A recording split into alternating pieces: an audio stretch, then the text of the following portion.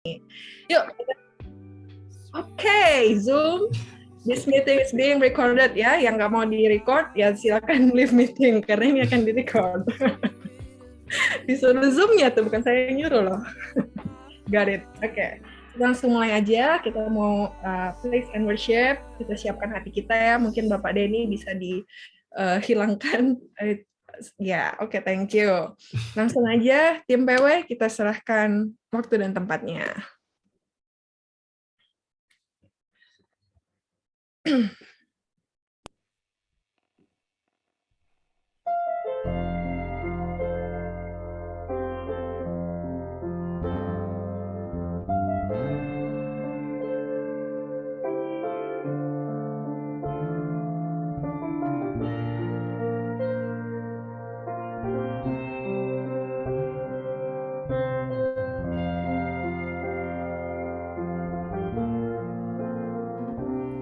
The splendor of the King, clothed in majesty, let all the earth rejoice, all the earth rejoice. He wraps himself in light, and darkness tries to hide, and trembles at his voice, trembles at his voice. How great is our God. Sing with me, how great is our God. And all will see how great is our God. Let's sing age to age he stands. Age to age he stands, and time is in his hands, beginning and the end, beginning and the end. The Godhead three in one, Father, Spirit, and Son, the Lion and the Lamb, the Lion and the Lamb. How great is our God. Sing with me, how great is our God. And all will see how great is our God. Oh, how great the Lord. How great is our God. Sing with me. Sing with me, how great is our God. And all will see how great is our God.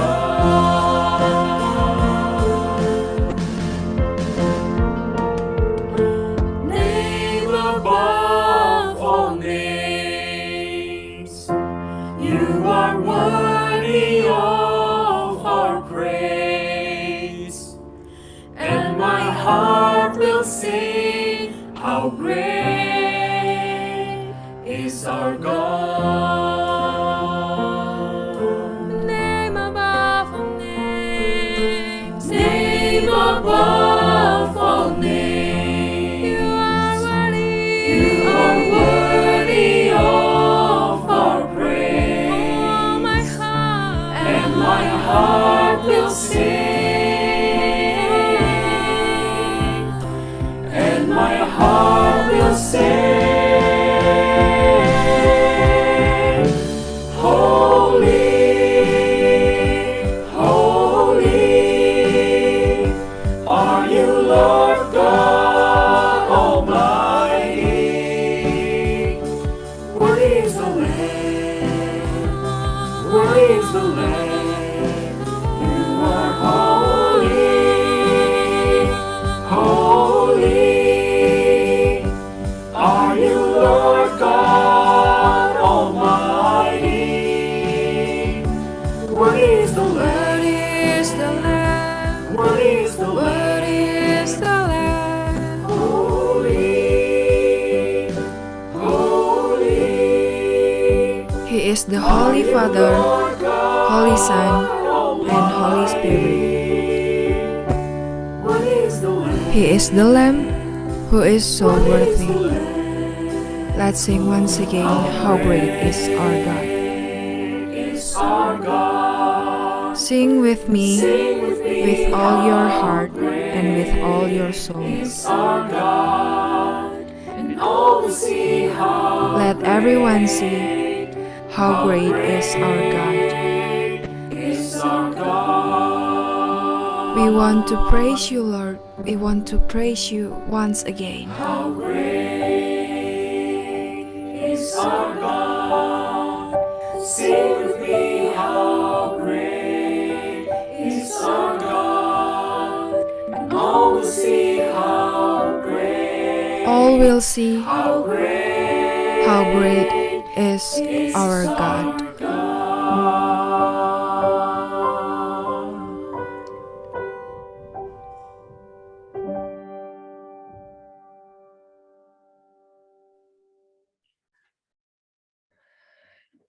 Sungguh besar Tuhan kita, sungguh kudus namanya, dan sungguh besar kasih setianya kepada kita.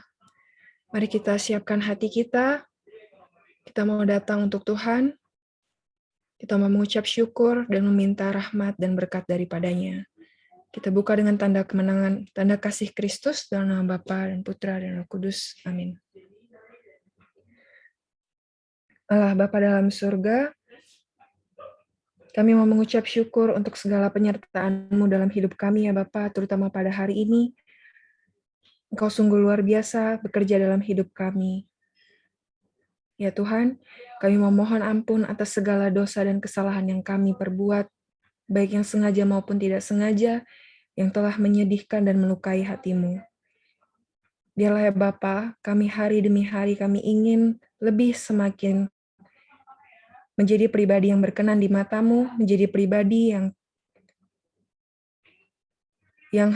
yang mencerminkan pribadi Putra-Mu, Tuhan kami Yesus Kristus. Biarlah ya Tuhan, kalau sebentar lagi pada malam hari ini kami akan memulai sesi live Q&A mengenai bagaimana kita menjadi seorang yang seksi dan holy, meskipun kami single ataupun kami sedang dalam masa berelasi maupun berpacaran Tuhan.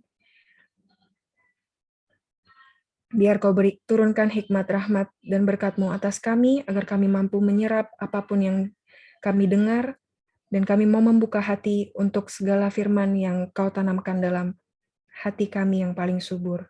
Biar juga Kau berkati Koriko dan Cilia yang pada hari ini sudah Kau pilihkan untuk berada di tengah-tengah kami. Biarlah Kau urapi mereka, segala perkataan mereka, ucapan mereka, kami percaya semuanya berasal daripada-Mu.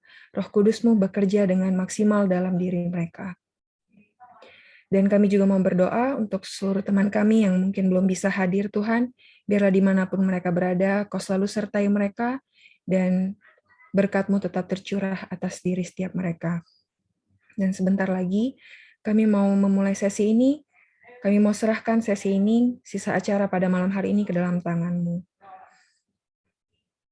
Doa yang jauh dari sempurna ini kami mau naikkan ke dalam tangan Putra-Mu terkasih, Tuhan kami Yesus Kristus. Kemuliaan kepada Bapa dan Putra dan Roh Kudus, seperti pada permulaan, sekarang, selalu, dan sepanjang segala abad. Amin. Dalam Bapa, Putra, dan Roh Kudus. Amin. Oke, teman-teman. Sudah segar semua mendapat pencerahan dari Roh Kudus. Kita bernyanyi bersukacita dalam Tuhan. Amin. Amin. Amin. Oke. Kita udah kenalan sama MC, kita udah nyanyi bareng-bareng. Sekarang apa nih yang kurang? Yang kurang kita belum kenalan sama pembicaranya. Boleh Devin atau Calvin yang memperkenalkan, silahkan. Oke.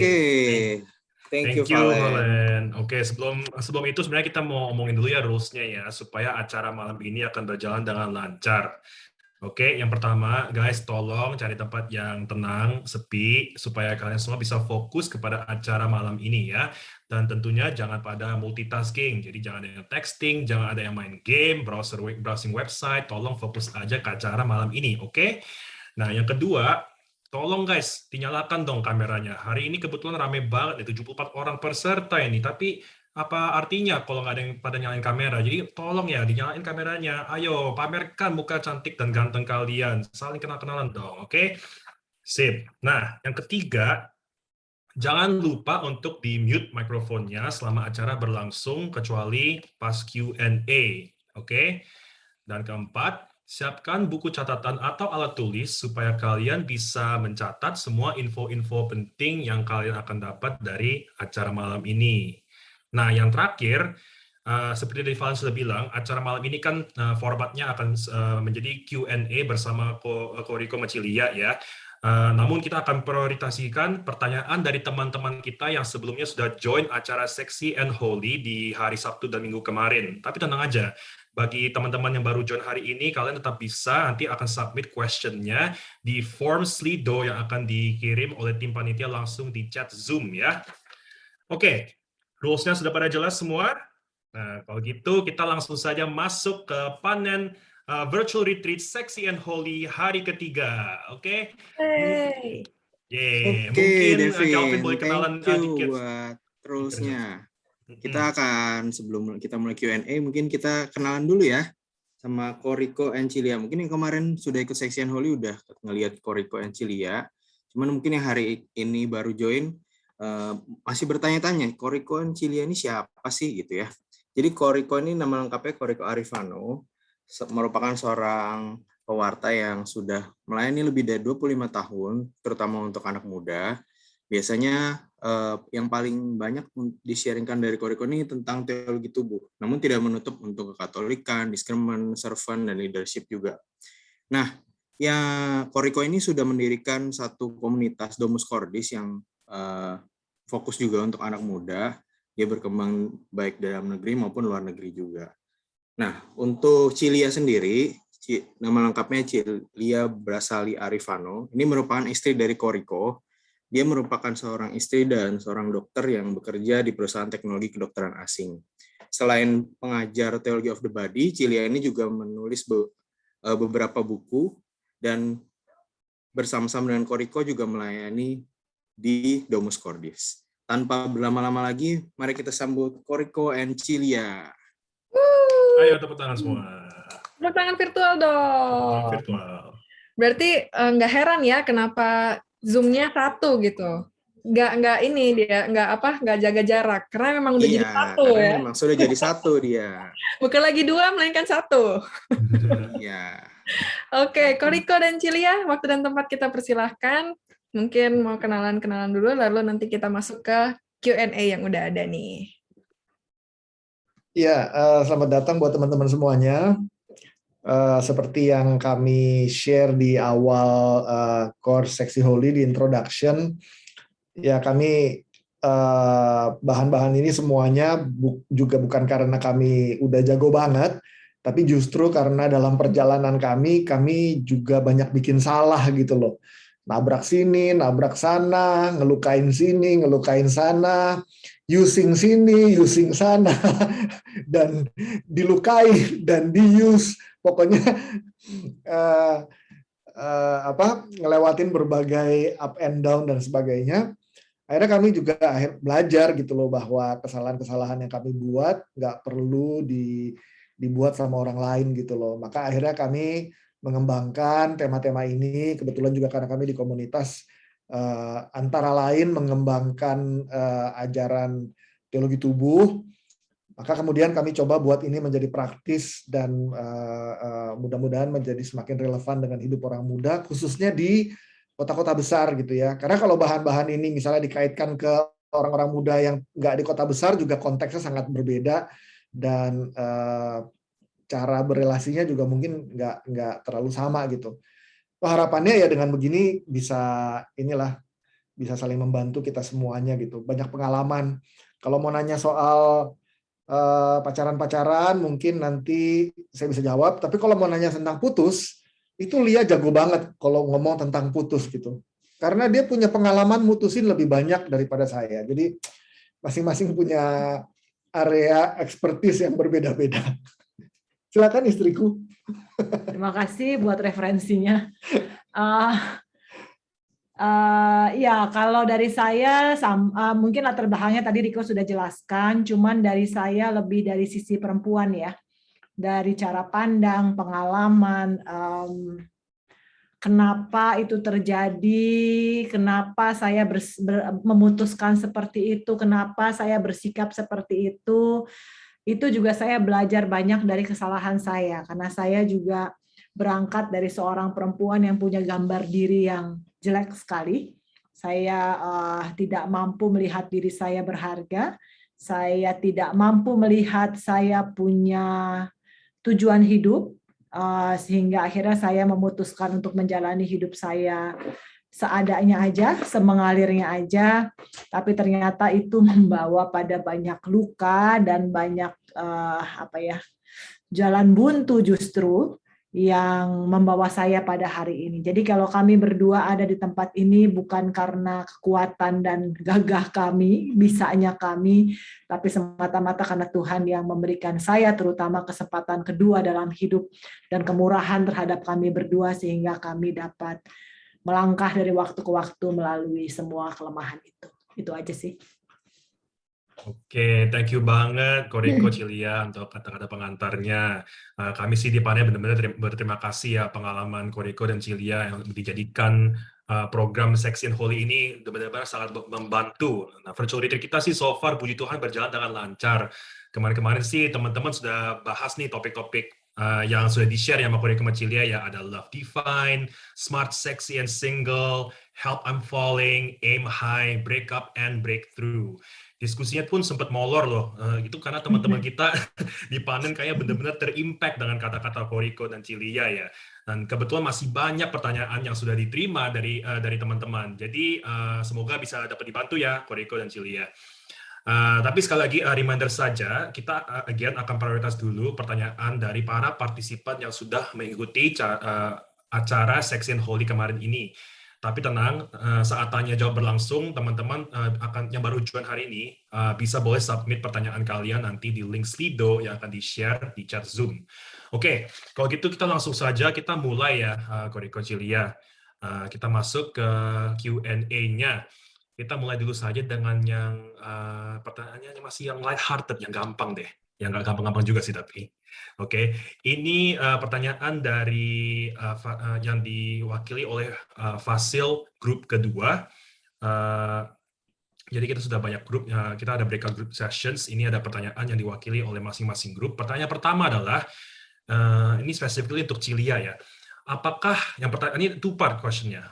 Yang pas satu, apakah boleh ghostingin pasangan kita berhari-hari dan tidak memaafkannya dan juga menganggap memaafkan yang salah kepada itu sudah jenuh dan tidak mau memaafkan kembali? Yang kedua, bagaimana caranya menanggapi pasangan yang suka ghosting, kelakuannya seperti kayak anak kecil dan tidak bertanggung jawab? Jadi ini kalau simpel-simpel aja, berarti pertanyaannya how to deal dengan pasangan atau potensial pasangan yang suka ghostingin orang ya dalam texting atau calling atau apa gitu. Koriko Cilia boleh. Oke, soal ghosting ya. Gini, ini sebenarnya kalau orang ghosting itu kan pasti ada sebabnya ya. Entah itu tadi pertanyaan di awal, tadi Devin bilang dia bosen ya, karena bosen apa tadi itu kan awalnya ya. Kalau gimana dia pertanyaan pertama Devin, sorry bisa diulang. Oh iya boleh. Boleh ghosting kayak bukan kayak sebenarnya alasannya nggak dijelasin sih, tapi kayak kalau biasanya kalau ghosting emang mungkin dari personality orangnya atau ya kayak tadi Cilia bilang bosen ya orangnya mungkin nggak begitu tertarik, nggak begitu serius kan menjalankan relasinya dengan orang ini. Jadi kayak, aduh, ya gue demen sih, tapi at the same time mungkin nggak terlalu ya, gue concern apakah dia benar-benar pas, mungkin gue ghosting dikit aja lah, atau sama sekali nggak suka, udah kenalan, terus langsung putusin. Got it. Oke, got it, thank you. Ngapain tinggalin aja, buang-buang waktu, udah gitu jawaban saya. Maksudnya gini ya, dalam kita berelasi selalu ada tanggung jawab, ya, dan tanggung jawab itu selalu dua belah pihak, nggak cuma satu pihak, ya. Kalau kita ngomong soal loving and using, kita bertanggung jawab tentu saja untuk belajar dari waktu ke waktu mencintai, bukan menggunakan. So kalau misalnya punya pasangan, atau jangan-jangan kita sendiri juga sukanya begitu, come on, mikir deh, sebenarnya kamu udah siap belum sih buat berelasi? Karena relasi itu bukan hidup untuk dirimu sendiri, tapi kita belajar untuk berelasi sehingga dalam waktu itu kita mampu untuk belajar mengenal satu sama lain, juga belajar untuk tahu kira-kira ini orang sukanya apa, nggak sukanya apa yang cocok sama kita dan enggak. Dan cara menyelesaikan masalah bukan dengan ghosting, bukan dengan lari, tapi dengan menghadapi baik-baik, duduk, dan kemudian ngobrol. Justru itu sebetulnya esensi dari berelasi. Kalau tiap kali ada sesuatu terus ghosting, hilang, tiba-tiba, ya elah. Pertama ya, kalau kamu cewek ya, cowok kamu begitu, ngapain? Kamu itu calon partnernya, bukan mamanya. Jadi nggak usah, tadi kan bersikap seperti anak kecil. Emang begitu, nggak usah buang-buang waktu.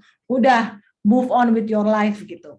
Kalau kamu cowok, kamu di-ghostingin cewek, modelnya kayak gitu, mikir itu bakal jadi istri kamu. Ntar kalau tiba-tiba anak kamu ini tiba-tiba dia kabur sembarangan seenaknya, tidak bertanggung jawab, mau begitu ke depannya. Ya kan? Jadi intinya adalah pada waktu berpacaran itu adalah ya relasi yang harus dikembangkan, dan lari itu bukan salah satu, emang itu bukan caranya gitu. Yang ada harus dihadapi dengan cara yang benar, dengan cara yang minta Tuhan rahmat supaya kita juga bisa ngomong dengan benar, minta Tuhan juga hikmat supaya kita waktu ngomong juga bisa tahu kira-kira apa yang bisa kita diskusikan. Kalau itu sih pendapat saya ya soal ghosting. Ada tambahan, Tarik? Enggak. Setuju lah. Pokoknya kalau ada cewek, ada cowok deketin, cowoknya suka ghosting, ya tinggalin aja. Ngapain dipikirin? Iya, cowok suka ghosting, namanya aja ghost. Pacaran jangan sama hantu. Benar. Jadi intinya kalau sebagai victim ghosting, pikir cepat-cepat gak usah baper lama-lama ya. Itu pasti bukan calon pasangan yang benar. Kita move on aja secepat mungkin. Baper dikit bentar boleh, tapi jangan terlalu lama. Dan bagi yang melakukan, ya harus serius dulu ya. Jangan suka mempergunakan feeling orang gitu ya. Benar nggak? Betul. Oke, sip. Thank you, Koriko Cilia. Itu pertanyaan yang pertama. Kalau gitu kita masuk pertanyaan kedua. Ini juga lumayan simple ya. Mungkin Devin boleh. Ini perwakilan dari grupnya nih, grup 6. Oh ya, boleh. Biar nggak bosen Devin Biar terus. nggak bosen Devin terus. Oh, oke. Langsung yang nanya dari perwakilannya ya? Iya, langsung perwakilannya. Gak apa-apa, boleh. Kalau gitu kita panggil Devin saja. di ghosting karena bosen. Oke, kita langsung saja kita panggil ya untuk pertanyaan kedua dari grup ke-6 fasilnya. Silahkan Bapak Sony. Sony ada? Ada, hadir. Oke. Langsung aja boleh ditanya, Son. Boleh di spotlight panitia? Oke, ini ya, gue spotlight. Oh, udah. Malam sih. Halo. Ini perwakilan aja sih dari grup 6 kemarin pas lagi diskusi. Kita di sini ada beberapa pertanyaan sih. Yang pertama tuh mau nanya, apakah penting untuk tahu masa lalu pasangan kita? Gitu. Iya, penting juga. Kita jangan-jangan hari ini namanya Christian, dulu namanya Kristiani. Hari ini namanya Bambang, dulu namanya Tuti. Jadi penting nggak kita tahu masa lalu pasangan kita? Penting lah, kita mau serius menjalani sebuah hubungan dengan seseorang dengan kemungkinan bahwa satu hari nanti aku akan spend the rest of my life with him atau with her gitu ya. Definitely kita perlu tahu latar belakangnya dia dan sebagainya. Tapi tentu mengenali masa lalu juga perlu sejalan dengan tingkat keseriusan dari sebuah hubungan. Tentu kan nggak bisa baru PDKT udah nanya-nanya masa lalu, dulu lo pacaran sama siapa aja, tulis dong daftar mantan-mantan lo semuanya, lo ngapain aja sama mantan lo dan sebagainya gitu ya. Tapi dengan berkembangnya sebuah relasi, dengan sebuah relasi itu menjadi lebih serius, tentu kita perlu belajar mengenali pasangan kita. Maka semakin serius hubungan itu, boleh banget, justru perlu untuk nanya tentang masa lalunya dia, tentang background-nya dia. Yang prinsip-prinsip gitu, tentu nggak perlu sampai yang detail. Kadang-kadang pengalaman-pengalaman, pertanyaan-pertanyaan detail itu juga nggak perlu, karena seringkali cuma mau memenuhi keponya aku aja gitu loh. Kamu sama mantan kamu pernah melakukan hubungan seks nggak dulu? Misalnya gitu ya. Oke lah, mau nanya gitu, fair nggak? Fair, boleh-boleh aja. Lalu misalnya pasangannya bilang, pernah waktu kamu lakuin hubungan seks, ngapain aja? Kayaknya nggak perlu sampai sedetail itu pertanyaannya misalnya. Jadi tentu kita lihat yang mana yang prinsip, yang mana yang bukan gitu loh. Waktu masa kecil kamu dulu gimana sih dan sebagainya. Di keluarga waktu kamu dibesarkan dulu kamu seperti apa. Karena buat kita pengetahuan itu membantu kita untuk memahami dia lebih jauh gitu loh. Karakter dia, kenapa dia begini, kenapa dia begitu, itu kan akan lebih mudah dipahami kalau kita mengenali latar belakang dan masa lalunya dia gitu. Tapi tentu sekali lagi sejalan dengan tingkat keseriusan sebuah relasi. Begitu, Son. Oke. Thank you, Ko. Ini ada pertanyaan kedua. Pertanyaan gini, bagaimana pandangan Koko dan Cici mengenai orang yang mendekati dua orang sekaligus? Orang yang deketin dua orang sekaligus, satu aja udah susah, dia ngejar dua. Kayaknya dia kebanyakan waktu nih. Gini, kalau deketin, ini kan pertanyaannya nih nggak spesifik mendeketinnya apa. Saya menganggap mendekati untuk jadi pacar ya. Tapi kalau sebetulnya bukan, mendekati dua orang sebagai sahabat, boleh-boleh aja. Kalau mau deketin orang sebagai sahabat mah, nggak jangankan 2, 10 juga nggak apa-apa, 100 juga nggak apa-apa, kan tujuannya mau bersahabat. Tapi kalau memang tujuannya mau pacaran, mau menjajaki kemungkinan dia jadi pasanganku, itu jangan 2 orang dong. Karena kalau sekaligus 2, kalau kita mau jujur, itu kan sebetulnya tujuannya apa sih? Supaya salah satu jadi serep kan buat yang lain. Kalau salah satu jadi serep buat yang lain, itu using sebetulnya. Aku mau berjaga-jaga aja, just in case nggak dapat yang ini, aku dapat yang itu. Just in case nggak dapat yang itu, aku bisa dapat yang ini. Jadi hari ini aku tebar pesona aja kedua-duanya. Lihat aja umpan yang aku lempar, yang mana yang ditangkap, yang mana yang bisa berbuah untukku, yang mana yang menanggapi usahaku. Kalau kita mau jujur, itu kan berangkat dari kepentingan diriku, bukan mau memberikan diri demi kebaikan kebahagiaan orang lain, tetapi demi kepentinganku supaya kalau aku ditolak yang ini, aku pasti dapat yang itu. Maka itu bukan love, itu lust, itu nafsu. Mana baik? Nah, tapi kalau misalnya dibalik nih, kalau cewek menanggapi lebih dari satu cowok, itu gimana kok? Gak apa-apa? Sama aja. Dua cowok deketin dia pikir, wah untung nih, gue cobain aja yang kiri apa yang kanan. Yang kiri ngajak gue makan di mana, yang kanan ngajak gue makan di mana, yang lebih enak, yang lebih mahal, ya itulah kemungkinan besar yang gue pilih. Matre banget.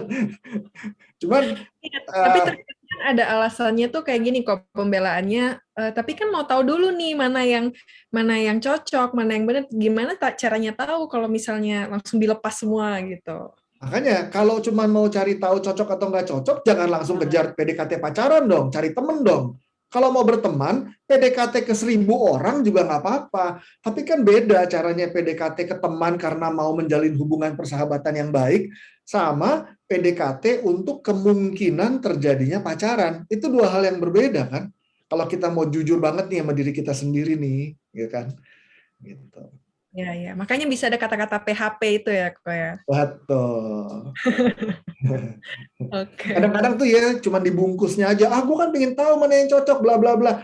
Padahal kalau mau jujur ya, kita tahu lah di hati kita yang paling dalam, kita tuh lagi using karena kita lagi mencari security diri kita sendiri. Just in case sama yang ini nggak cocok, kita dapat yang itu. Tapi itu kan mentalitas menjadikan orang sebagai serep. Dan itu bukan love, itu lust, itu nafsu. Sebetulnya ya, banyak banget ya masalah yang nggak perlu jadi masalah. Pertanyaan yang nggak perlu jadi pertanyaan. Pada saat kita mau belajar jujur menjawab itu gitu. Waktu itu terjadi, benar-benar mikir dan benar-benar merasa, kenapa ya saya melakukan ini? Gitu.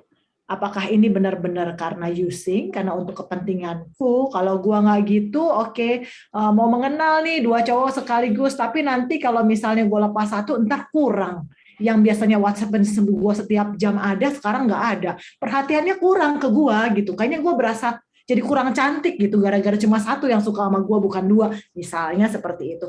Itu kan semua perhatian ada ke diri kita gitu. Jadi menurut pendapat saya di dunia ini ya, banyak sekali pertanyaan yang nggak perlu jadi pertanyaan atau masalah yang nggak perlu jadi masalah, kalau saja kita mau brutally honest with ourselves. Masalahnya itu yang jadi challenge buat hidup kita gitu. Terus Iya. Riko Cilia. Mungkin buat yang pengen nanya, semuanya udah nggak perlu ditanyain. Disuruh jujur sendiri. Bola tanggung. Iya, di sini nggak ada yang berani tanya. Oh, aku jujur dulu deh. Oke, lanjut Son, silahkan. Ya, sama satu lagi nih ada pertanyaan ini sedikit mungkin kayak sebuah case sih. Kayak jadi itu misal ini pertanyaannya kayak gini, menurut Koriko sama Cilia, kalau misal ada cewek yang suka sama cowok, tapi si ceweknya itu nggak mau ngejar atau put an effort gitu, tapi malah istilahnya dia malah ngerayu atau enggak cuma kasih kode biar si cowoknya yang deketin gitu. Nah itu ya mungkin sama kayak tadi sih mengenai objek, menggunakan sebagai objek, tapi pertanyaannya, apakah itu termasuk mengingini instead of mencintai itu mengasihi si cowok itu, atau itu bisa termasuk sebagai mencintai? Sampai ke jawaban mencintai kayaknya akan lebih jauh panjang daripada merayu dan mengingini. Itu perlu waktu untuk melihat.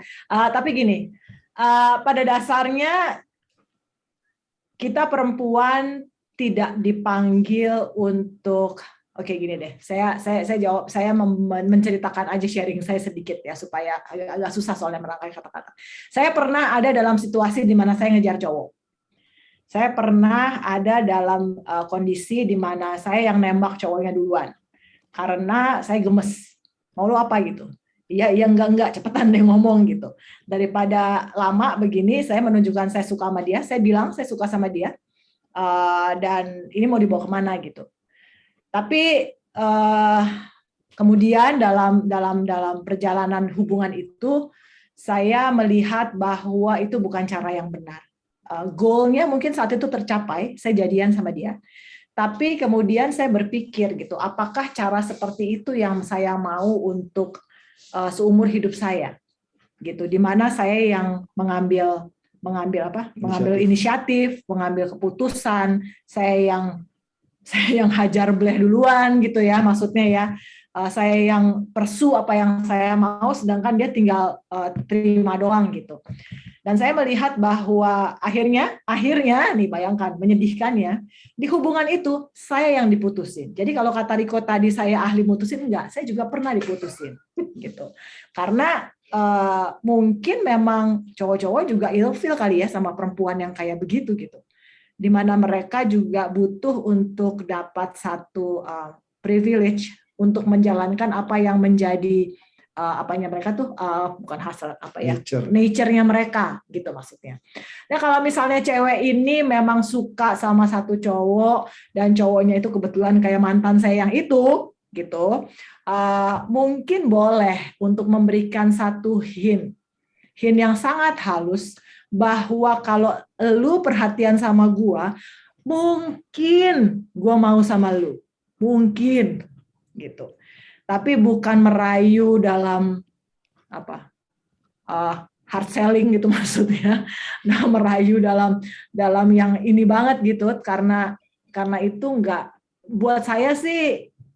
Akhirnya saya melihat itu goal sementara tercapai, tapi goal jangka panjang yang saya itu salah benar gitu posisi itu gitu.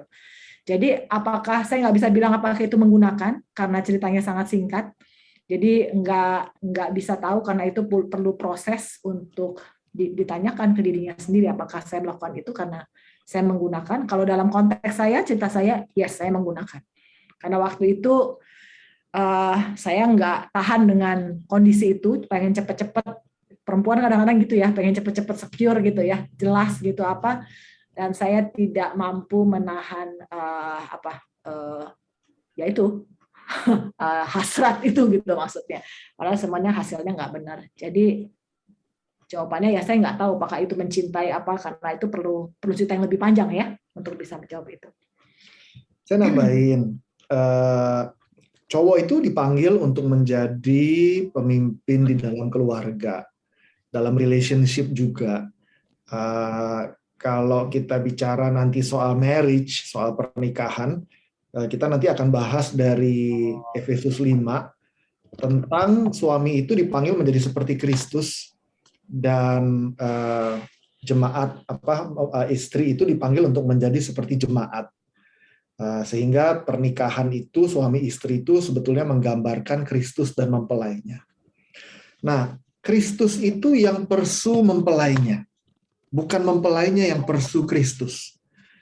Karena Kristus itu yang turun dari sorga, datang ke dunia, jadi manusia, merendahkan diri, bahkan mati di kayu salib. Demi apa? Demi mendapatkan mempelainya.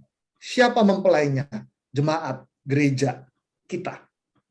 Kalau kita lihat di pertama kali Allah menciptakan manusia, Adam dan Hawa, begitu ada Hawa, ada di sebelahnya Adam lagi tidur, itu kan yang pengalaman asik tuh ya, cowok tidur begitu buka mata ada cewek telanjang di sebelahnya. Itu pertama kali pengalaman si Adam, gitu dia buka mata ada cewek telanjang, Hawa. Apa yang terjadi? Apakah Hawa yang ngomong, halo gitu ya, here I am, if you want me, I'm available gitu misalnya. Apakah Hawa ngomong gitu? Enggak. Apa yang terjadi? Adam yang ngomong, tulang dari tulangku, daging dari dagingku, untuk menyatakan kekaguman dia pada si perempuan ini. Artinya Adam juga yang inisiatif untuk pursue si cewek. Oke.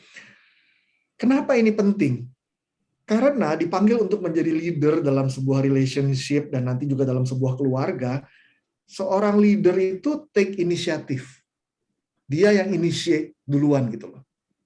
Itu sebabnya penting bagi cowok untuk belajar pursue ceweknya. Bukan ceweknya yang pursue cowoknya.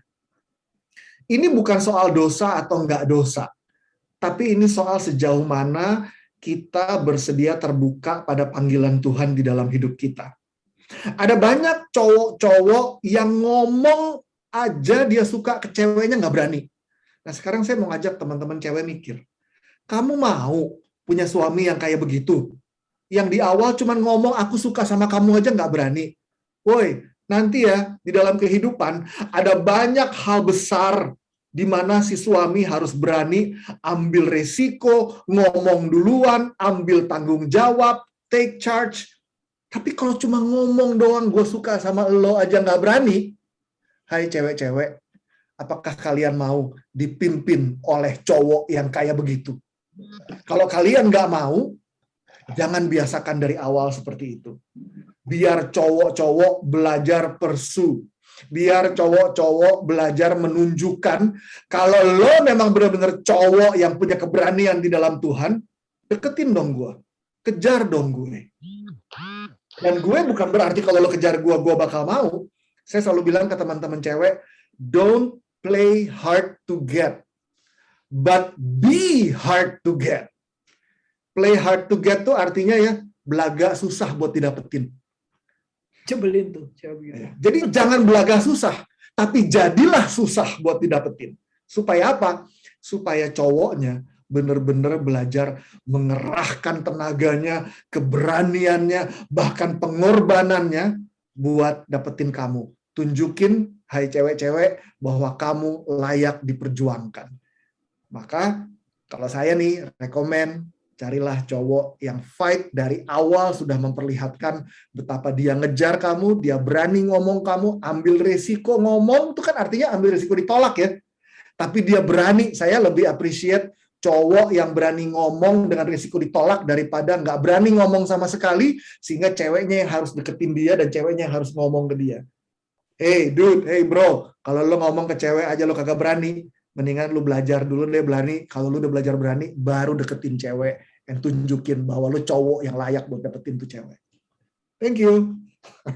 Mantap nih buat cowok-cowok Dentuman nih. keras Jangan lupa. nih Lengkap. buat cowok-cowok. Dentuman keras untuk Anda semua. Jangan harus berani ragu, ya, langsung cowok-cowok saja ya. nyatakan cintamu. Siapa takut. Oke. Wah, Oke, udah thank mulai you panas. nih. Thank you nih Iya, Sony. Pak.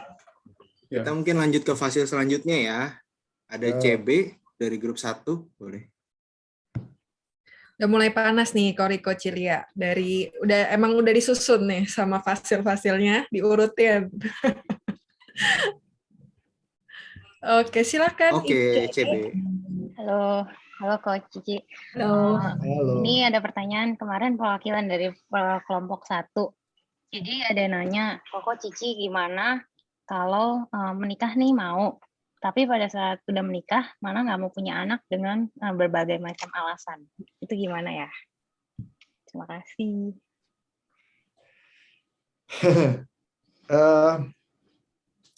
Kalau teman-teman di sini peserta ada yang udah menikah belum sih? Atau semua masih jomblo? Ada kayaknya 5% lah. Oh. Oke. Yang udah menikah, kalau masih ingat nih ya, kalau masih ingat, puji Tuhan. Kalau udah nggak ingat, ya gue ingetin. Tapi buat 95%, buat sisanya, yang jomblo-jomblo, begini nih, blo. Nanti ya, kalau kita kanonik, kan mau merit ya, itu ditanya loh sama Romo, kalau lagi kanonik, kamu mau punya anak berapa gitu. Lalu kalau jawaban kita nggak mau punya anak, nggak lolos loh kanoniknya. Nggak boleh lo merit. Gitu. Nanti akan dikasih catatan sama Romo, nanti akan diajak ngobrol terus terkait soal itu. Gitu. Kenapa? Karena syarat dari sebuah sakramen, itu nanti kita bahas itu tuh di seksi Holy 2 tuh ngomongin tentang marriage, tentang pernikahan. Kita akan ngomongin soal bagaimana kasih suami istri itu harus merupakan kasih yang menyerupai kasihnya Yesus. Nah, kalau masih ingat di sesi breakthrough ya, sempat ngebahas sedikit soal pasangan suami istri itu dipanggil untuk mencintai seperti cintanya Yesus. Cintanya Yesus itu bebas, total, setia, berbuah. Ada berbuahnya gitu. Berbuah itu artinya apa? Artinya cinta suami istri itu harus terbuka pada kehidupan. Karena kalau itu nggak terbuka pada kehidupan, maka itu bukan kasih Tuhan. Kalau itu bukan kasih Tuhan, maka itu bukan suami istri yang menyerupai Kristus dan mempelainya.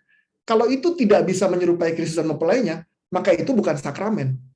Maka dengan kata lain, untuk melangsungkan sebuah sakramen pernikahan, dibutuhkan keterbukaan dari si calon suami istri di awal untuk mengatakan bahwa, ya kami terbuka untuk punya anak. Anaknya berapa tentu terkait dengan tanggung jawab. Oke, artinya harus terbuka, tapi tentu disertai tanggung jawab. Terbuka itu bukan berarti punya anak 11 orang gitu. Atau 15 orang. Terbuka itu artinya terbuka terus pada kehendak Tuhan, sejauh kita bisa juga terus mengusahakan anak-anak di dalam keluarga yang penuh tanggung jawab gitu. Jadi bukannya asal-asalan gitu ya. Enggak gitu. Jadi kalau tadi pertanyaannya gimana kalau menikah tapi nggak mau punya anak karena berbagai macam alasan, yang singkatnya sih gitu. Nanti di seksi Holy 2 dibahas lumayan panjang lebar soal ini. Satu sesi khusus tentang ini ya, soal keberbuahan ya. Tapi jawaban singkatnya gitu. Bahwa kalau kita mau menjadi suami istri, kasihnya harus menjadi seperti kasih Kristus. Kasih Kristus itu kasih yang bebas, total, setia, berbuah. Berbuah itu artinya terbuka pada anugerah kehidupan yang Tuhan ingin berikan. Mantap. Jadi buat teman-teman yang mau tahu lebih lanjut, silahkan sign up untuk seksi Holy yang kedua. Dan kemarin baru yang pertama. Oke, thank you CB untuk perwakilannya. Mungkin kita bisa move Oke, karena move banyak ke banget grup pertanyaannya. selanjutnya nih, biar lebih cepat. Iya, banyak Saya mau banget pilih grup pertanyaan 9 seru nih kok. banget. Mau nanya, misalkan kita dalam suatu hubungan sama pasangan udah merasa cocok satu sama lain, namun hubungannya tidak direstui sama orang tua. Nah, seberapa jauh kira-kira kita harus tunduk sama orang tua soal jodoh nih? Oke, gini ya, kita mau menyamakan satu pengertian dulu ya. Kalau ini apa namanya tuh praduga tak bersalah. Kalau kita percaya orang tua kita itu pasti sayang sama kita. Oke, orang tua kita bukan orang tua yang sempurna, tapi mereka berusaha menunjukkan kasih sayangnya dengan caranya mereka. Mereka punya latar belakang, mereka punya ketakutan, mereka punya idealisme soal bagaimana anak, menantu dan sebagainya ya. Itu yang ada dalam. Jadi itu satu pengertian. Lalu kemudian pada saat kita berhubungan dan kita memperkenalkan ada gap nih antara orang tua yang pengenkan dengan apa yang kejadian hari ini.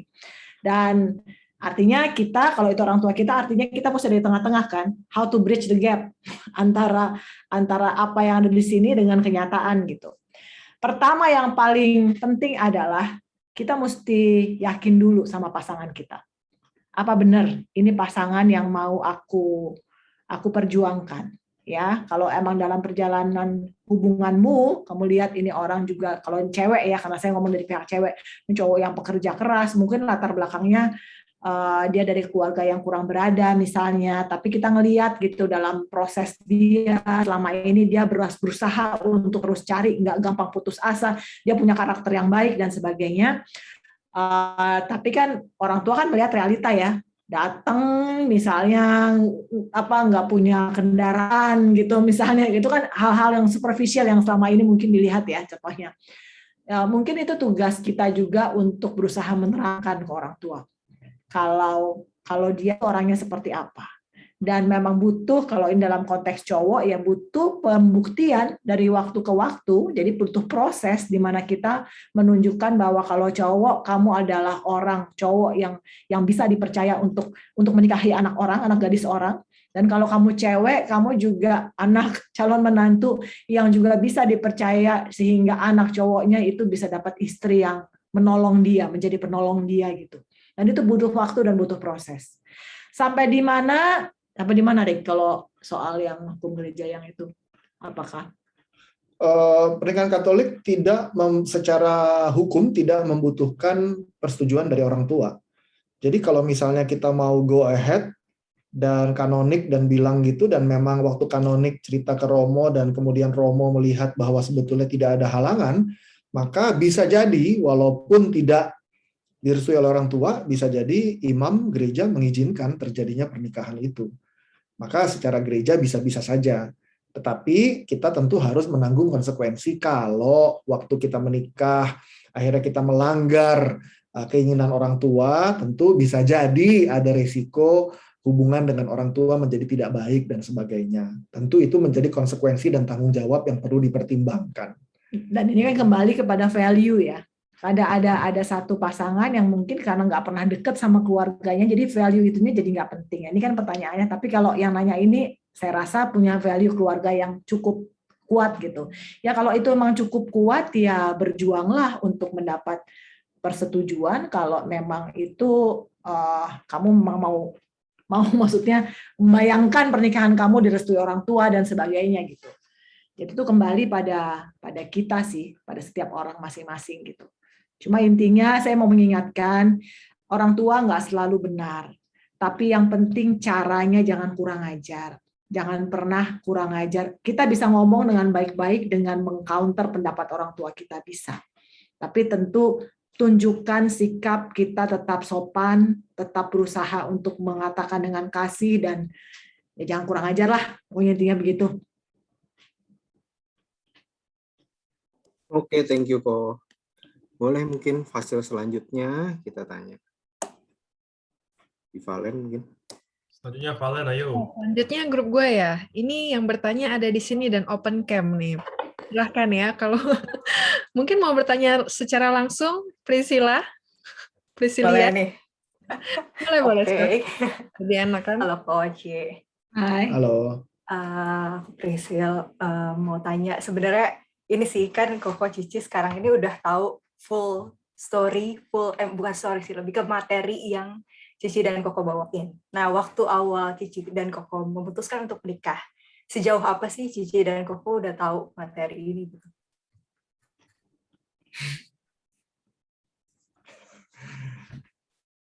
Gue dulu deh. Iya. Nggak tahu sih jawabannya kalau mau jujur. Nggak tahu kalau itu. Tapi gini, pas saya lagi mau putus sama yang 10 tahun saya pacaran itu, yang saya tunangan sama dia itu, yang saya cerita kemarin, itu saya melakukan menimbang-nimbang. Ingat di session break up kalau nggak salah, Tuhan kan juga suruh kita menimbang-nimbang cost ya. Dan itu yang saya lakukan. Dan di situ saya mengetahui kalau saya nggak mencintai dia, karena ternyata saya menggunakan dia. Waktu ternyata apa untungnya, apa ruginya, saya kaget gitu, karena ternyata saya mempertahankan dia itu lebih karena saya takut kalau saya jadi perawan tua. Kalau saya tuh dulu tuh kan dikasih mobil sama bokap ya, maksudnya, tapi kan ya namanya anak cewek gitu dan bokap nggak terlalu detail ngurusin.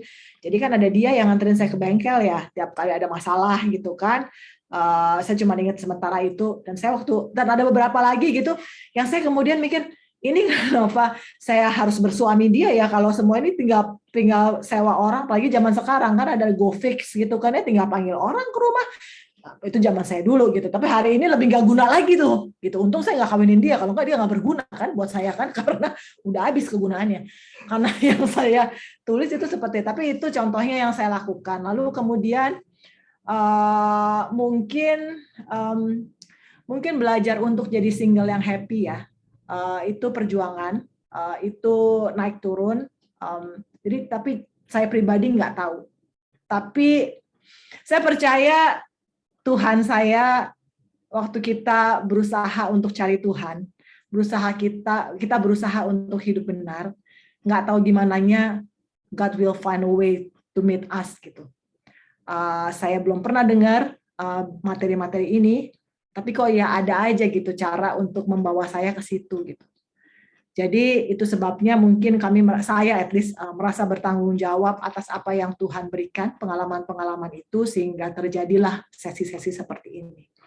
Karena apa yang Tuhan beri pasti ada maksudnya gitu. Biarpun itu 10 tahun pacaran, tunangan, putus, secara dunia kayaknya ini banget gitu, wasting time banget. Dan hari ini jujurnya kadang-kadang masih ada luka yang membuat saya kadang-kadang ngerasa kalau saya ke belakang, apa yang mau saya ubah dari hidup saya, itu salah satunya. Karena 10 tahun itu membuat saya jadi kehilangan beberapa mimpi saya. Tapi saya sih hari ini bersyukur sih kalau saya kehilangan mimpi saya, itu buat saya untuk happiness saya. Tapi kalau 10 tahun itu bisa jadi berkat buat orang lain, ya kenapa enggak gitu. So enggak sih, saya enggak jujurnya enggak tahu sih dalam perjalanannya, tapi ya kita mengumpulkan dari pelajaran-pelajaran itu gitu. Ya ada sebagian yang tahu, sebagian yang enggak. Ada sebagian yang tahu karena pertama kali itu saya bawain sesi tentang relationship itu waktu masih pacaran dulu, belum sama dia, sama mantan. Kan nggak jadi. Itu pertama kali tuh dulu banget gitu, sebelum married gitu. Jadi ada sebagian yang udah tahu gitu, tapi ada sebagian yang juga sambil jalan baru sambil belajar gitu loh. Tapi satu hal yang berharga banget dari saya pacaran dulu, lalu putus sama pacar saya, terus udah gitu saya sempat jomblo gitu selama 3 tahun, 4 tahun gitu, sampai sebelum pacaran lagi sama dia gitu. Dan dalam periode itu saya belajar banget pentingnya melewati periode jomblo yang happy.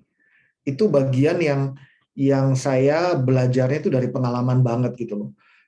Dan hari ini kalau orang ngomong ke saya soal marriage gitu ya, soal relationship advice gitu ya, one of the best advice yang saya bisa kasih adalah jadilah jomblo yang super happy di dalam Tuhan. Karena Hanya jomblo yang happy kalau ketemu sama-sama jadi double happiness gitu loh. Tapi jomblo yang miserable sama jomblo yang miserable kalau ketemu jadi happy, enggak. Jadi double misery gitu. Nah, seringkali tuh kita nggak take time untuk develop diri kita untuk menjadi jomblo yang happy di dalam Tuhan. Padahal ya, itu tuh resep yang sangat-sangat penting untuk relationship yang happy juga di dalam Tuhan. Nah, itu saya pribadi ngerasa I learn it the hard way gitu loh, lewat putus pacaran, sakit hati, dan hidup yang sengsara banget ya. Putus kan rasanya kayak neraka ya dulu ya. Tapi Tuhan setia gitu, lewat itu jadi belajar. Jadi emang harus kayak Cilia bilang yang satu ya, single tuh utuh, jangan setengah gitu. Ya itu kata-katanya udah jelas gitu, kenapa juga. Yes, benar sih, setuju banget. Dan kayak menjelaskan banget. Nambahin lagi aku, dikit lagi nih. Kan Koko dan Cici partially udah tahu nih sebenarnya tentang hal-hal itu, dan akhirnya married gitu kan. Dan maksudnya seiring dengan berjalannya waktu, belajar juga gitu. Dan akhirnya ya jadi kekumpul nih materi kayak gini gitu. Kalau menurut aku secara pribadi sih, maksudnya belum menikah gitu kan. Ini kayak enak banget udah dikasih tahu formatnya gitulah, kira-kira tuh harus begini gitu kan. Nah, apakah kalau Koko dan Cici sekarang selama hidup pernikahan itu masih ada nggak sih kayak struggle, atau kan kalau misalnya maksudnya masalah kecil-kecil mungkin banyak ya setiap hari. Cuman apakah masih ada kayak struggle yang agak besar gitu di antara Koko dan Cici? Adakah di antara kita? Contoh ya, hal yang prinsip deh ya. Kami menikah 17 tahun, ya. Selama itu? Ya ternyata. Dan saya nggak punya anak, ya. Kami tidak dikaruniai anak, dan 2 tahun setengah yang lalu lah, 2 tahun hampir 3 tahun yang lalu sudah pasti karena saya histerektomi, diangkat rahimnya karena ada masalah. Saya memuji Tuhan, bahkan masalah yang sebesar itu, ya kan, masalah yang sebesar itu nggak jadi masalah buat kami. Saya juga beruntung, dia juga ada dalam pengertian gini lah. Itu karena dari awal kami memandang anak dengan cara pandang yang benar ya, mudah-mudahan ya. Karena kami selalu percaya anak itu adalah pemberian. Jadi kayak tadi pertanyaan. Kalau tadi saya jawab gitu pertanyaan mau menikah tapi nggak punya anak, kalau menurut pendapat saya berarti kalian belum siap buat menikah. Karena tujuan dari pernikahan adalah berbuah gitu, dan saya dengan luka-luka saya sempat ada dalam kondisi di mana saya nggak mau punya anak. Karena buat saya anak itu menghambat karir saya, menghambat kesenangan saya, bikin saya repot, bikin saya juga jadi riwah lah, buat saya tuh nggak ini gitu. Sampai akhirnya saya bertemu dengan teologi tubuh dan itu mengubahkan saya. Nah, di awal kami pacaran itu hal-hal yang prinsip itu udah diomongin. Sebetulnya bukan karena pacaran kami cuma setahun, tapi karena kami bersahabat 8 tahun dan kemudian kami pelayanan bareng dan sebagainya, bahkan saya kenal sama mantannya dia kenal sama mantan saya dan sebagainya. Jadi memang udah jadi kesehari-harian buat kami untuk melihat apa yang prinsip dan apa yang enggak.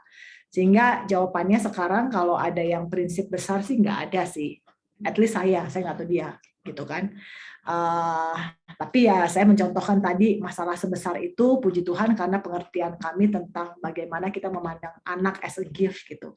Kalau emang Tuhan nggak kasih dalam bentuk anak biologis, artinya kami punya tanggung jawab yang lain untuk tetap berbuah, tapi dengan cara yang berbeda gitu maksudnya. Nah itu hal-hal yang prinsip-prinsip begitu tuh kan harus diomongin ya, apalagi menyangkut mertua dan sebagainya gitu. Ya itu sih, jadi hari ini sih kayaknya nggak ada ya, nggak tahu deh. Perhatiin nggak tadi dia bilang mantan saya dan mantan saya gitu. Mantan gue cuma satu, mantan ini memang banyak soalnya. Jadi memang dia punya banyak pengalaman. Terima kasih. Enggak sih. Apakah ada ketidakcocokan yang besar gitu ya? Enggak. Kalau ditanya sekarang jawabannya enggak. Kami married 17 tahun dan kalau tanya sama saya kapan terakhir kami berantem besar, saya nggak ingat kapan, beneran. Karena selama bersahabat dulu itu kami ngobrol tuh banyak banget gitu loh.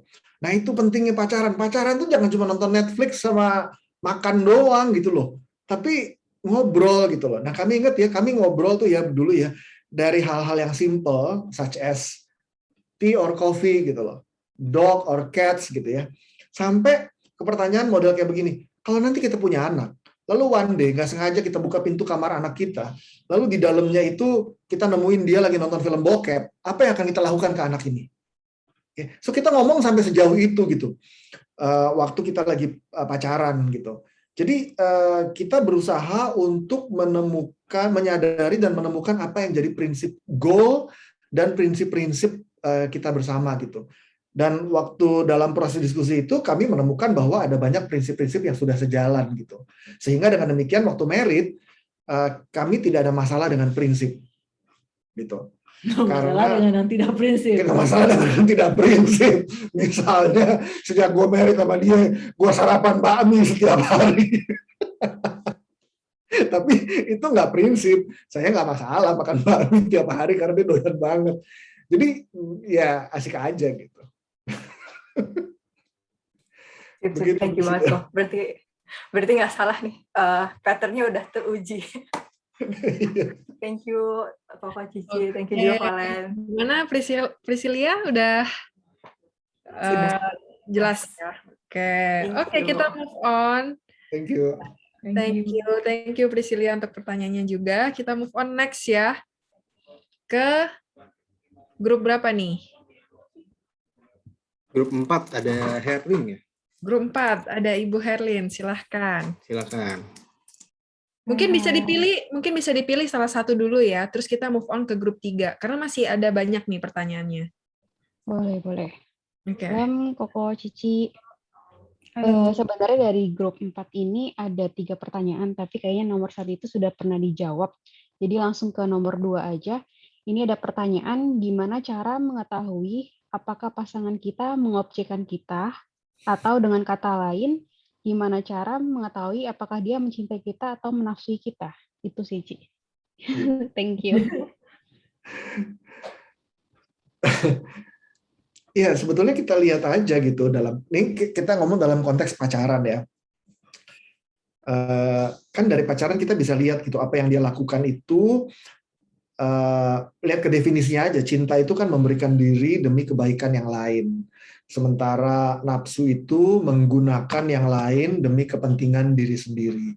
Maka coba aja kita lihat dalam hubungan pacaran itu, let's say misalnya si cowok sama si cewek gitu, jelas kalau misalnya si cewek mau pacaran sama cowok, saya ingat nih dulu banget saya pernah bawain sesi soal pacaran di anak SMA, ini anak SMA ya.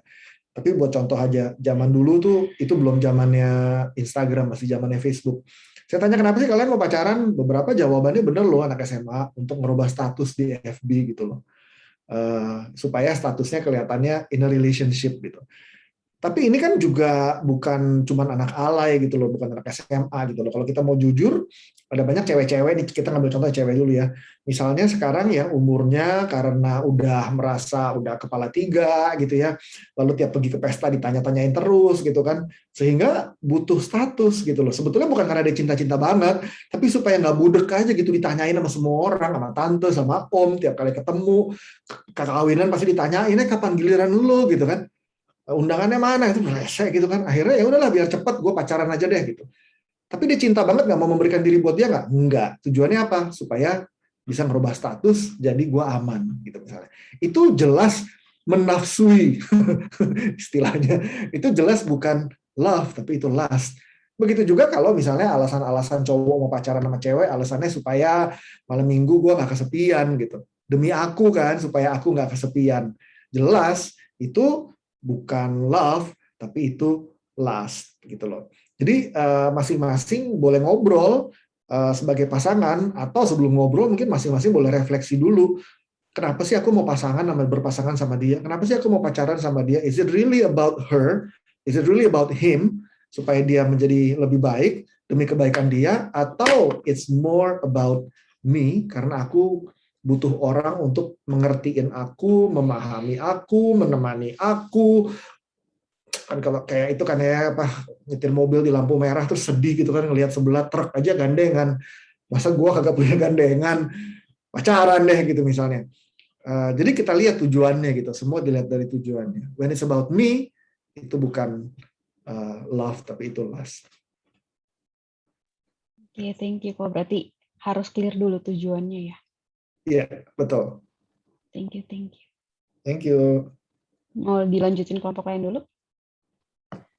Iya, mungkin kita move on dulu ke kelompok lain ya. Thank you Herlin, nanti Thank kita you. panggil lagi. Oke, next. Grup berapa nih? Grup 3. Iya, ini dia calonnya. Tukeran ya. Bertanya. Halo, malam Koriko, Cilia. Perwakilan Halo. grup 3. Grup 3 mana suaranya nih grup 3? Saya mewakili. Mewakili. Oh, tuh ada yang tepuk tangan, ada yang teriak. Oke. Koriko Cilia, aduh suka kelibet-libet nih. Iya, dari kelompok 3 ini ada beberapa pertanyaan. Saya coba bacakan. Pertama dulu deh ya, yang ini dulu. Gini, pertanyaannya gini. Kenapa di Alkitab itu kebanyakan contoh yang diberikan adalah ketika laki-laki yang jatuh dalam dosa nafsu? Jarang nih ditemukan yang kayak perempuan yang lebih nafsu gitu. Jadi ya kalau kita baca Alkitab banyak banget contohnya yang laki-laki yang jatuh lah, si Daud lah ngelihat ada yang mandi terus dia jadi pengen gitu dan lain sebagainya. Tapi yang cewek tuh nggak ada gitu. Nah kenapa tuh bisa begitu ya? Ada 2 jawaban. Yang pertama, kitab suci itu kan ditulis di dalam konteks Yahudi, Ibrani waktu itu ya. Dan dalam konteks waktu itu, budaya waktu itu memang cowok-cowok dianggap lebih memegang peranan. Karena cowok-cowok itu yang pemegang otoritas, cowok-cowok itu yang membawa identitas keluarga, dan memang pada saat itu budayanya cewek-cewek dianggap kelas 2 lah dalam konteks budaya sejarah pada zaman itu. Maka tidak heran kalau penulis kitab suci seringkali memang waktu menuliskan kisah itu mengangkat figur-figur cowok untuk di-highlight. Jadi itu pengaruh dari budaya gitu. Tapi masuk ke jawaban yang kedua, apakah itu berarti cowok-cowok lebih berzinah daripada cewek misalnya? Enggak juga. Karena di mana cowok berzinah sama cewek, artinya si cewek juga berzinah sama tuh cowok. Jadi sama-sama gitu. Enggak cuma sendirian. Contoh, Daud sama Betsheba. Betsheba kan juga punya suami, dia juga berzinah sama Daud. Tapi kalau kita baca narasi kitab suci, memang narasinya itu dituliskan dari sudut pandang si cowok. Kenapa? Itu karena budayanya gitu. Tapi kalau kita perhatikan kejadiannya itu bukan cuma cowok, ceweknya juga ikut punya peran di situ. Contoh, perempuan yang kedapatan berzinah, mau dilempari batu, cowoknya di-highlight nggak? Enggak. Yang ketangkep basah perempuannya yang diseret, perempuan berzinah. Perempuan yang menerobos masuk ke rumah pemungut cukai, lalu berlutut di kaki Yesus, menangis, lalu menuang minyak wangi, lalu dengan rambutnya membasuh kaki Yesus, perempuan juga, berzinah juga. Gitu. Jadi kalau dilihat dari kejadiannya, perzinahan itu selalu it takes two to tango gitu. Cowok dan cewek, dua-duanya berzinah. Tetapi gaya penulisannya, karena budaya sejarah waktu itu, memang seringkali dituliskan dari sudut pandang cowok. Tapi yang namanya berzinah, yang namanya nafsu mah dua-duanya, bro. Oke. Jadi karena budaya seolah-olah jadi laki-laki yang lebih banyak bersalah. Tapi sebenarnya takes two to tango. Iya. Tuh Len, dengerin Len. Bukan cowok doang. Iya nih, aduh. Oke, thank you. Koriko Cilia mungkin apa? Lanjut, masih ada pertanyaannya nih dari kelompok 3? Masih ada ya? Dari kelompok 3 apa ada yang mau tanya langsung? Oh, dari pertanyaan itu. Ada nggak teman-teman kelompok 3 yang mau nanya langsung? Kalau tidak ada, dalam hitungan 3 ditanya lagi sama. Tapi Herlin tadi masih ada juga. Apa kita ke Slido dulu mungkin ya? Oh gitu. Karena di Slido banyak banget nih. Tapi ini nyambung nih yang pertanyaan nomor ini sama Oh yang iya tadi. udah, boleh, Nyambung ya? silakan. Soalnya nyambung. Gak apa-apa, silakan. MC paling kasihan kalau ketemu orang kayak gini nih, rese. Iya, kalau ketemu orang MC juga lebih veteran lah ini. Oke. Ini pertanyaan untuk ya sebenarnya untuk Koriko Macilia sih, tapi ini Koriko diminta pertanggungjawabannya. Jadi Koriko mention bahwa untuk cewek-cewek itu mesti jaga baju yang sopan supaya cowok tuh nggak mikir yang aneh-aneh. Sama cowok juga mesti hati-hati ngomong, karena cewek itu peka terhadap kata-kata. Jangan ngomong manis-manis aja, tapi bohong gitu kan. Karena cewek, ya tadi ya, peka terhadap kata-kata. Pertanyaannya itu, yang pertama, kenapa malah melarang ceweknya? Kenapa nggak mendorong cowok untuk lebih menjaga pikirannya? Dan yang kedua, ya memang cowok harusnya memang nggak boleh berbohong sih, ya. Lebih kayak yang pertama sih, sorry. Kenapa malah melarang ceweknya? Kenapa nggak mendorong cowok untuk menjaga pikirannya? Ini lagi-lagi menyudutkan cowok. Nggak cuma melarang cewek kok, melarang cowok juga kok. Siapa bilang melarang cewek? Coba deh kalau perhatiin di sesinya. Melarang cowok juga kok, jangan tebar pesona. Omongannya cowok belum tentu bohong loh. Tapi misalnya begini, pagi bangun tidur, WA nanya, kamu bisa bobo nggak semalam? Kamu sarapan apa pagi ini? Bohong nggak? Nggak ada yang bohong. Tapi ngasih perhatian terus. Siang nanya, kamu ngapain? Kalau lagi sakit nanya, kamu udah minum obat belum? Kamu udah nonton film ini belum? Kamu begini, kamu begitu. Malam ditanya, kamu tidur jam berapa? Aku doain kamu loh. Tadi itu kutip ayat dari kitab suci. Aku memuji Tuhan setiap kali aku mengingat akan kamu. Itu di mana ya? Efesus apa di mana? Nah kita lihat, itu cowok bohong nggak? Nggak bohong kok. Tapi kan kita juga bilang ke cowok-cowok, jangan tebar pesona. Bunga kalau nggak mau dipetik, jangan disiremin terus. Apakah benar cowok nanya begitu artinya dia bohong? Enggak, dia nggak bohong. Tapi dia terus-menerus menunjukkan perhatian. Dan kepada cowok pun kita bilang, jangan. Kenapa? Karena cewek itu sensitif sama kata-kata. Kata-kata yang baik, kata-kata yang manis itu bisa menimbulkan persepsi yang salah di pihak cewek. Sama, maka kita ngomong juga ke cewek, woi, jangan pakai baju yang minim. Baju yang minim itu bisa menimbulkan persepsi yang salah di pihak cowok. Sama kan? Dua-duanya bisa menimbulkan persepsi yang salah, dan persepsi itu bisa membawa kepada dosa dan kepada luka. Maka ini bukan hanya pesan buat kenapa melarang cewek, enggak, ini melarang cowok juga. Tujuannya adalah supaya cewek dan cowok sama-sama bisa belajar mencintai dan bukan menggunakan gitu. Tapi Lia pasti ada tambahan buat cewek-cewek. Dia paling suka ngehajar cewek-cewek soalnya. Gini ya, teman-teman cewek. Nih ya. Jangan kegeeran deh jadi perempuan. Jangan cepet-cepet kegeeran. Maksudnya ya, ada cowok yang ngomong baik dikit, perhatiin dikit udah berbunga-bunga. Ya nggak apa-apa, seneng sih wajar ya. Seneng sih wajar, berasa diperhatikan. Siapa sih yang nggak seneng perempuan diperhatiin? Saya ngerti gitu. Cuman please control yourself gitu. Please guard your heart gitu. Jangan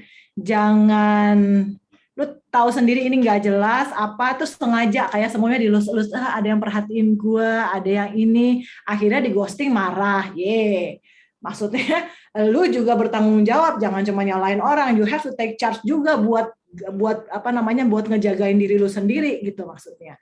Jadi udah tahu kelemahan kita ada di words, ada di kuping kita. Ya kalau itu terjadi, ya kita juga harus bilang ke diri kita, oke, ini apa yang terjadi nih sebenarnya nih situasinya nih. Atau misalnya kalau mulai kita nggak nyaman, bilang baik-baik sama teman cowokmu, jangan ini dong, jangan teks gua dong setiap hari gitu. Kenapa? Ntar gue salah sangka. Kalau dia bilang kita kegeeran, itu urusan dia. Orang gua cuman bilang nanti takutnya, dan buat saya sih mendingan saya ngomong dan dia tahu gitu. Kalau itu juga ngajarin dia nggak boleh begitu gitu. Jadi buat teman-teman cewek, kita selalu pakai contoh teman kita yang pas Valentine, karena itu beneran gitu, maksudnya Terjadi. beli bunga, terus nggak ada kembalian, dia nambahin, tukang bunganya nambahin lagi satu ini, terus dia gitu kebetulan ketemu sama satu cewek, dikasih ke cewek ini juga kebetulan kita kenal. Aduh, nih cewek berbunga-bunga, udah kayak apaan tahu gitu kan, maksudnya ya elah, dia nggak tahu tuh bunga beli gara-gara kembalian, gara-gara nggak ada kembalian. Buat saya hal-hal kayak gini, mari bersama kita sebagai perempuan juga tahu menjaga hati kita gitu, tahu bagaimana etika berteman, tahu gimana caranya behave ya maksudnya. Dan buat pakaian ya, buat pakaian gini deh. Tadi ngomong apakah cowok itu emang punya intentional untuk ngelakuin, sama seperti kita perempuan kalau misalnya pengen, ya kan kita gaya fashion orang beda-beda ya. Ada yang memang yang suka gitu pakai seperti agak-agak kurang bahan gitu misalnya ya. Tapi apakah kita juga punya intentional? Harusnya nih, ini ngomong cewek yang bener ya maksudnya ya. Apakah kita juga punya intention buat cowok juga supaya terangsang? Tapi kan itu kejadian, seperti cowok juga nggak punya intention buat ngomong sama kita hal-hal yang perhatian tadi gitu. Tapi kan itu reaksi. Dan kita selalu belajar bahwa reaksi yang terjadi itu pasti akibat sesuatu yang dikomunikasikan dengan salah kalau emang hasilnya salah gitu. Jadi waktu kita tidak menghormati tubuh kita, waktu kita perempuan nggak bisa menjaga diri kita, yang datang akan cowok-cowok seperti itu. Seperti cowok-cowok yang tidak menghormati tubuhmu, cowok-cowok yang nggak nganggap engkau sebagai perempuan yang punya dignity, yang punya martabat, ya jangan heran kalau misalnya ntar lu nggak happy karena lu berasa digunakan gitu. Ya karena kita sendiri menunjukkan energi itu. Kita sendiri memutuskan untuk memperlakukan tubuh kita seperti itu, sehingga yang datang cowok kayak gitu, ya jangan komplain. Gitu. Itu sih. Ya, jadi kalau cewek-cewek berpakaian minim dan memperlihatkan anggota tubuhnya, apalagi kalau dengan intensi buat menarik perhatian cowok, maka cowok-cowok yang datang ke kamu adalah cowok-cowok yang hanya mau deketin karena tubuhmu. Karena itu yang kamu perlihatkan. Tapi kalau kamu mau cowok-cowok yang datang ke kamu, pursue kamu, karena karaktermu yang atraktif dan firm dan kuat di dalam Tuhan, maka itu yang diperlihatkan, bukan tubuh, gitu. Jadi kenapa cewek-cewek perlu jaga baju sopan juga demi dia sendiri gitu loh, supaya kalau dia tahu menghargai tubuhnya, harkat dan martabatnya, maka dia akan attract cowok-cowok yang ngejar dia, yang mau sama dia juga karena dignity-nya, karena harkat dan martabatnya, dan tidak cuma hanya sebatas pada tubuhnya saja. Nih cowok, kita ngomong jujur deh ke cowok-cowok. Kalau kita nonton film, ada cewek bajunya minim, kita pengen tahu lebih jauh tentang cewek itu. Kalau kita mau jujur, kita pengen tahu lebih jauh karakternya apa tubuhnya? Ya tubuhnya lah yang dikasih lihat di film, tubuhnya. Kita kan jadi pengen tahu lebih jauh kan? Kita pengen tahu lebih jauh apanya? Ya tubuhnya. In the same way, kalau cewek-cewek pakai baju memperlihatkan banyak anggota tubuh, bagian-bagian tubuh, ya jangan heran kalau cowok-cowok yang datang adalah cowok-cowok yang pengen tahu tentang tubuhmu, bukan tentang karaktermu. Maka ini sebetulnya terkait dengan bagaimana cewek-cewek juga menghargai harkat dan martabatnya. Begitu. Nice tuh, Jos. Dengerin ya, Jos. Ya tuh, Vin, dengerin Vin. Oke, ini Ini habis ini dari Slido mungkin Len ada yang mau tanya nih Len. Iya, ini nyambung nih sama pertanyaan, sama bahasan dari Cilia tadi ya. Gimana caranya kita tuh sebagai wanita, sebagai cewek itu menjaga harga diri kita dan enggak cepet GR gitu ya. Nah, tapi kan kadang orang itu suka, mungkin orang lain yang melihat, mungkin suka kayak mikir, kok lu kayaknya jual mahal banget sih gitu. Kok lu kayaknya nggak peka banget sih gitu. Ada tuh kayak gitu-gitu kan pasti, Ci. Kalau kita kayak rasanya menutup gitu, kayak bener-bener pasang tembok gitu. Enggak, dia nggak mungkin suka sama gua gitu. Ada yang sok-sok kayak gitu tuh. Teman aku banyak yang kayak gitu. Tapi jadi kayak nggak ada. Teman-temannya nggak ada di Zoom ini kan? Nggak ada. Di sini kan udah smart, sexy, and holy. Nah, tapi ada pertanyaan nih dari Slido ya, menyambung pembahasan tadi. Gimana nih cara bedain kita itu untuk belaga susah didapetin, looks hard to get, dengan be hard to get gitu. Dengan kayak jadi susah untuk didapatkan. Gimana cara bedainnya? Gitu. Mungkin dari Ko Riko dan Cilia boleh.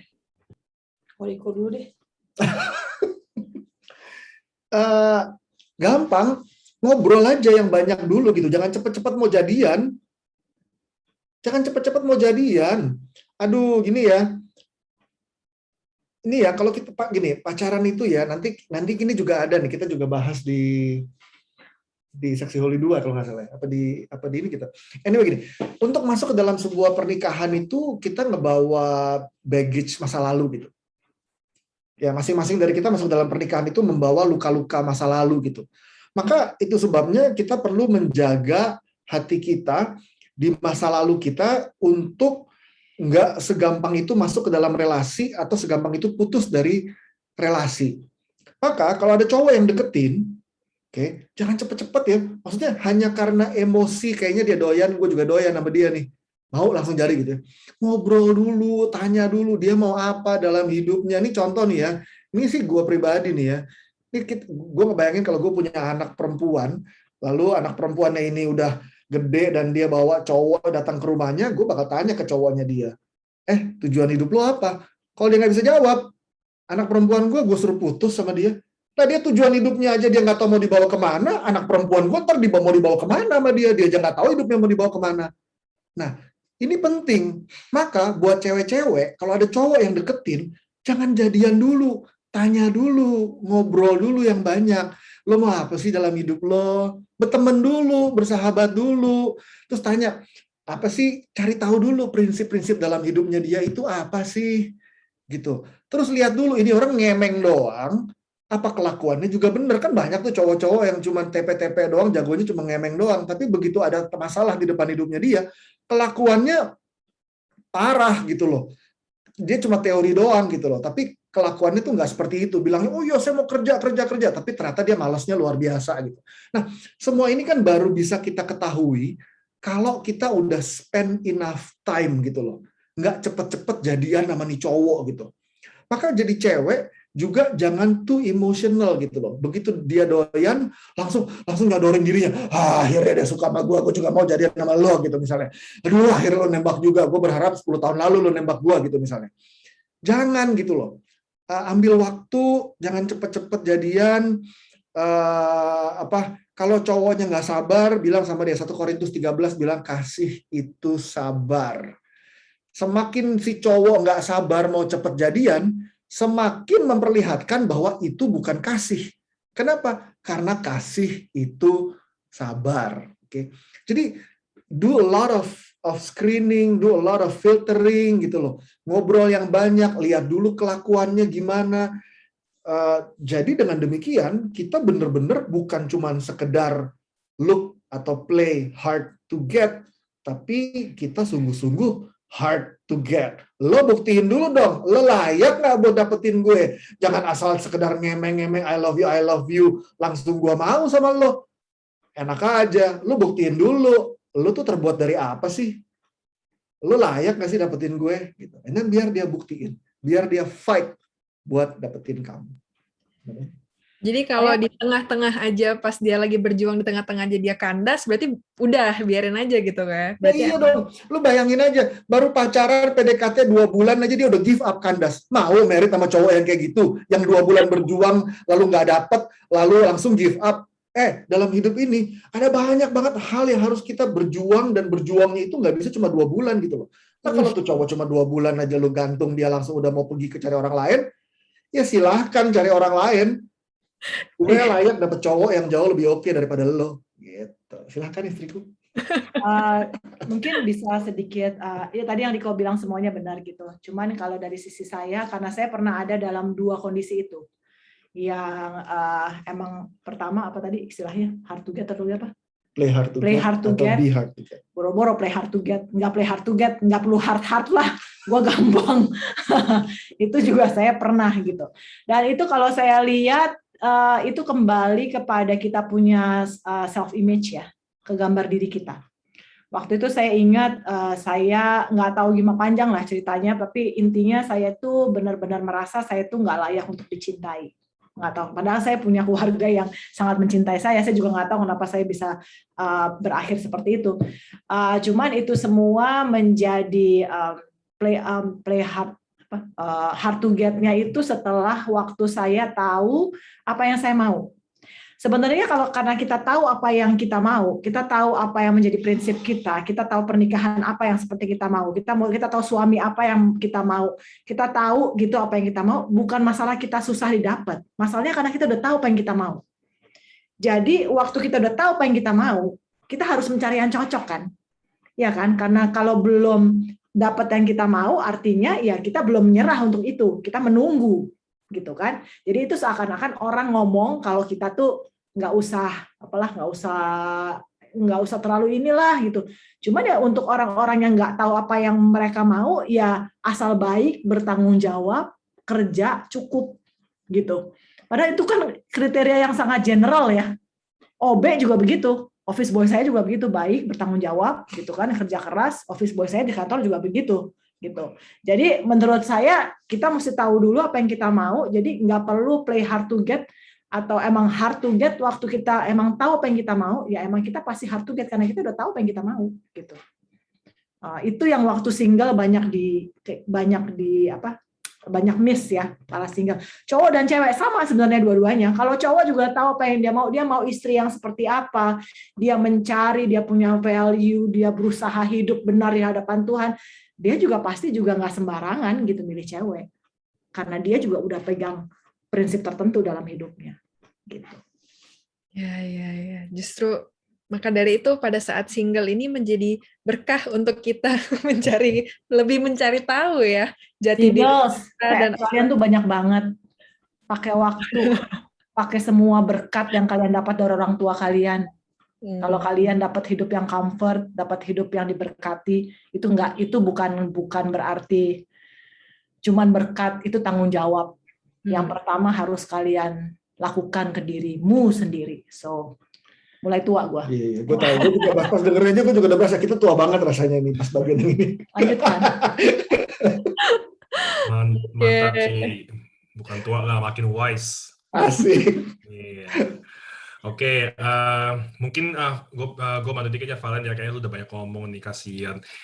Ini gue mau nanya nih, kembali lagi yuk kita panggil si Herlin ya. Kayaknya pertanyaannya lumayan seru nih, ini tentang chatting ya. Oke, ini coba Herlin bisa boleh kembali lagi, Herlin dari grup 4.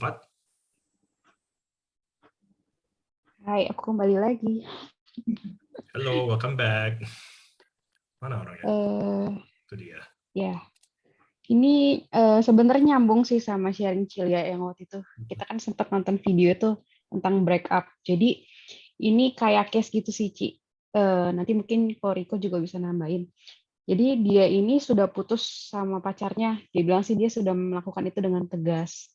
Tapi pasangannya ini masih sering chat gitu. Nah ini dia nanya sih, kira-kira boleh gak sih kita menanggapi?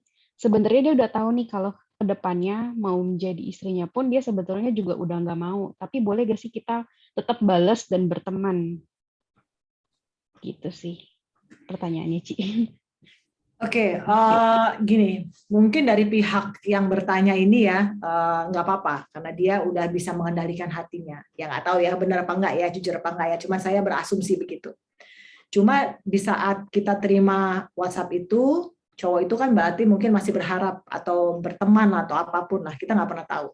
Ya, itu kan baru masih emosional ya. Semua juga masih tercampur aduk. Kalau saran saya sih, dan ini terjadi sama saya waktu saya putus juga begitu gitu. Dimana saya udah jelas, udah firm, tapi dia terus berusaha menghubungi dan berusaha untuk masuk lagi dalam kehidupan saya. Berat sih, dan itu membuat saya nggak bisa maafkan diri saya sampai bertahun-tahun karena saya harus terdengar mungkin kejam ya. Saya bilang sama dia, kita udah putus, jangan pernah kontak saya lagi, jangan pernah berusaha sok-sok mencari pertanyaan lagi, karena dia berusaha mencari pertanyaan soal gimana nyokap, gimana bokap. Oke, ini bukan masanya untuk ngomongin itu. Saya butuh waktu buat sendiri, kamu juga butuh waktu buat sendiri. So let's do clean breakup. Jadi jangan pernah kontak-kontak saya lagi. Puji Tuhannya waktu itu belum ada texting. Udah Jadi lah, SMS udah ya. Udah Ya. Nggak tahu lah, lupa lah. Pokoknya kayaknya nggak pernah ada isu kayak gitu. Jadi mempermudah hidup saya. Cuman kalau kayak gitu, ya menurut pendapat saya bantulah, karena dia juga butuh waktu juga untuk berproses dengan kenyataan ini kan, kenyataan bahwa sudah putus. Kalau emang benar kamunya emang berasa firm, emang ini udah putus, dan tadi bilang jadi istrinya juga enggak kan, maksudnya enggak benar nggak tadi pengertian saya? Iya, ya kan? Sih dia bilang gitu sih, Ci. Ya udah, apalagi begitu udah jelas, ya udah dong, kasih dia waktu buat berproses, kamu juga kasih waktu buat berproses. Nanti suatu hari, kalau memang harus berteman lagi, kalau emang kondisi sudah kondusif, udah nggak emosional gimana, ya mungkin ada waktunya. Tapi kalau menurut pendapat saya tidak, saya nggak bilang yang namanya mantan itu harus berteman. Bukan berarti membenci ya, enggak ya. Bukan artinya musuhan ya, enggak. Tapi nggak harus berteman, apalagi berteman baik. Belum tentu harus begitu gitu. Kalau nanti ke depannya itu terjadi, ya biarlah kemudian nanti lihat gimana. Tapi hari ini kalau itu baru putus, kita juga masih emosional, kita juga tahu mantan kita juga masih emosional, ya tolong saling menjaga aja gitu. Itu sih kalau mendapat saya. Setuju.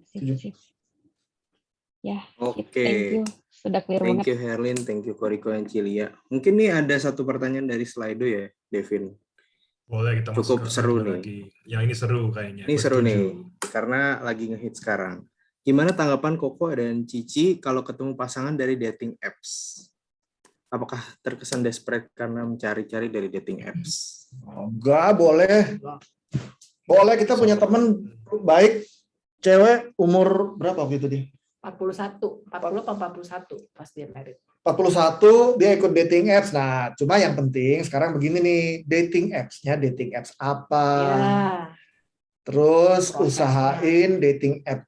Karena setiap dating apps itu kan punya proses mempertemukan matching-nya tuh beda-beda gitu loh, algoritmnya gitu loh. Iya benar. Kebetulan teman kita dulu ini ikut satu dating apps yang bagus, luar negeri punya dan berbayar, nggak gratis. Kalau gratis tuh ya anyone can be part of it gitu loh. Ini bayar agak mahal pula. Teman kita nih cewek, aktif pelayanan, bahkan dia sempat jadi misionaris, dia sempat bantuin World Youth Day di Europe, di mana gitu. Pokoknya cewek baik banget lah, di dalam Tuhan banget lah. Dia ikut dating apps ini dan dia kenalan sama satu cowok, dan ternyata cowoknya ini orang Amrik, orang bule, pengajar Theology of the Body. Gitu. Dipersu loh sama ini cowoknya kontak bokapnya dulu di sini, cowoknya datang ke Indonesia, kenalan. Mereka benar-benar ngejalanin, walaupun kenalannya di apps, tapi mereka menjalankan proses kenalannya itu sangat sehat gitu loh. Mereka ngejalanin, mereka saling nanya soal prinsip, soal ini, soal itu. Bahkan terakhir sebelum mereka married, itu mereka 40 day off ya. 40 hari off, nggak kontak sama sekali, untuk masing-masing ambil waktu doa dan sekali lagi bertanya apakah mereka mau pursue this relationship gitu. Dan akhirnya mereka menikah dan sekarang mereka tinggal di Amerika gitu, dan pelayanan bersama. Jadi apakah dating apps itu oke? Oke aja untuk mempertemukan, tapi kan setelah bertemu prosesnya juga harus dilalui dengan benar. Gitu. Nah, untuk sampai kepada orang yang benar tentu juga perlu cari dating apps yang benar juga. Jangan asal dating apps, asal murah meriah, asal kenal, lalu asal ketemu. Tetap tanyain prinsip-prinsipnya, tetap tanyain values-nya, lalu prosesnya bersama. Sehingga tetap bisa menghasilkan relasi yang berkualitas. Dating apps yang mana yang berkualitas itu yang kau mention? Yang waktu itu dia pakai adalah Ave Maria Singles ya kalau nggak salah. Dia pakai Ave Maria Singles. ini bukan sponsor ya, ini beneran emang bagus ya app-nya. Itu kalau kita masukin profil kita itu ya, ini dulu ya, itu sampai ditanyain kok preferensinya tentang gereja dia, kalau misalnya preferensi suka ritus apa, lalu ajaran gereja yang dia paling suka apa. Jadi pertanyaannya itu sangat, profilingnya bagus banget dari sudut pandang iman juga gitu. Ingat ya, itu hanya mempertemukan ya. Prosesnya bukan langsung karena namanya dating apps langsung masuk dating gitu. Enggak gitu. Jadi jangan miss. Cuma kenalan, setelah itu ya berproses lah. Tapi susah juga kan, kadang-kadang kan orang bisa anggapnya at the end of the day dating app kadang-kadang bisa dianggap sebagai transaksional ya. Jadi mau nggak mau akan ujung-ujungnya akan liatin ini orang cocok gak sih dari statusnya lah, dari tampangnya apanya. Gimana kita bisa mencegah menjadi mengobjektifikasi gitu loh. Ya, sebetulnya jangan sampai objektifikasinya terjadi setelah kita sudah dipertemukan dengan orangnya gitu. Sebetulnya kan di awal itu kan dia hanya berusaha untuk matchmaking berdasarkan preference. Gitu. Jadi basically dia bantu, algoritmanya itu membantu kita untuk filter dari sekian banyak orang, difilter, lalu kan langsung di-matchingin sesuai dengan profil yang kita mau gitu kan. Basically it's just simple algorithm sih sebetulnya. Yang penting kemudian dalam prosesnya jangan sampai terjadi objektifikasi. Oke. Thank you Ko, thank you Ci. Thank you. Bagaimana kita kayaknya Calvin bagaimana nih? Kayaknya sudah lumayan banyak pertanyaan yang sudah terjawab ya. Iya nih, pertanyaannya udah banyak dari teman-teman peserta dan teman-teman hari ini. Cuman berhubung waktu kita juga maaf banget ada beberapa mungkin pertanyaan yang belum terjawab dari Slido. Nah, mungkin kalau misalnya ada yang penasaran dengan materi Seksi and Holy, mungkin teman-teman bisa kontak ke panitia mungkin ya. Devin ya. Ke Michael AT ya. Oke, buat summarize hari ini, thank you banget Koriko and Cilia. Banyak sekali memang pertanyaan-pertanyaan yang kadang kita udah dengar tapi masih mengganjal, tapi hari ini udah bagus banget. Mungkin sedikit-sedikit tips yang tadi udah saya rangkum sedikit. Buat di sini, buat para cowok, jangan menyerah, tantangan sangat banyak. Jadi untuk relation kita harus berjuang lebih keras. Buat para cewek, tadi be hard to get. Jadi jangan play hard, tapi be hard to get. Mungkin Koriko Cilia sendiri dong. Oh sorry, silakan Kak. Mungkin dari Koriko dan Cilia mungkin ada sedikit buat closing. Ya, penutup. Dari saya two things ya nanti habis lihat. Yang pertama buat semuanya, kita tuh nggak akan mampu untuk mencintai kalau kita nggak penuh dengan cinta Tuhan. Maka sebagai singles, ini adalah waktu yang paling tepat untuk memenuhi hati dan hidup kita dengan cinta Tuhan sebanyak-banyaknya. Nanti ya, waktu kita udah menikah ya, tiap hari itu tugasnya mencintai terus-menerus. Artinya memberikan diri terus-menerus ke pasangan kita sampai kita mati. Artinya itu it's a never-ending gift gitu loh buat pasangan kita. Nah, gimana itu bisa never-ending kalau kita nggak terima never-ending love gitu. Maka selagi single, manfaatkan masa-masa ini untuk mendekat dengan Tuhan Yesus gitu loh. Mencintai dalam pernikahan itu teorinya gampang bicara soal komunikasi dan sebagainya. Tetapi ketahanan untuk menjalaninya itu tergantung kekuatan cinta gitu. Dan kekuatan cinta itu hanya bisa kita dapat dari satu pribadi yang namanya Yesus. Maka di dalam relasi kita, Jesus should be our first love. The most ultimate love itu Yesus. Kemudian waktu kita udah penuh dengan cinta Yesus, baru kita bisa mampu untuk mencintai pasangan kita. Kalau enggak, yang ada kita enggak punya cinta. Kalau kita nggak punya cinta, apa yang kita lakukan? Kita nafsu, kita jadi menggunakan dia demi kepentingan kita. Maka masa jomblo adalah masa di mana kita perlu menimba cinta sebanyak-banyaknya dari Tuhan Yesus lewat membangun relasi dengan dia. Nah, yang kedua, terkait soal cowok tadi, man up, buat cowok-cowok semuanya. Nah, tadi tuh gue ngomong begitu tuh bukan karena mau memojokkan cowok, bukan. Tapi karena gue percaya bahwa Tuhan itu menciptakan cowok dengan standar yang tinggi di dalam hidup ini. Maka don't settle for less. Kita tuh diciptakan Tuhan bukan cuma jadi mesin cetak duit, lalu seakan-akan dalam sebuah relasi nanti kalau udah menikah, cowok itu yang penting bisa make a lot of money. Kita tuh bukan mesin cetak duit, tapi kita dipakai Tuhan untuk membangun keluarga dan anak-anak demi kerajaan Allah. We have a big mission di dalam hidup kita. Untuk itu, cowok-cowok diciptakan Tuhan itu dengan kapasitas yang besar, dengan standar yang tinggi. So, gue mau ajak cowok-cowok semuanya, let's live up to the standard. Be a man of God.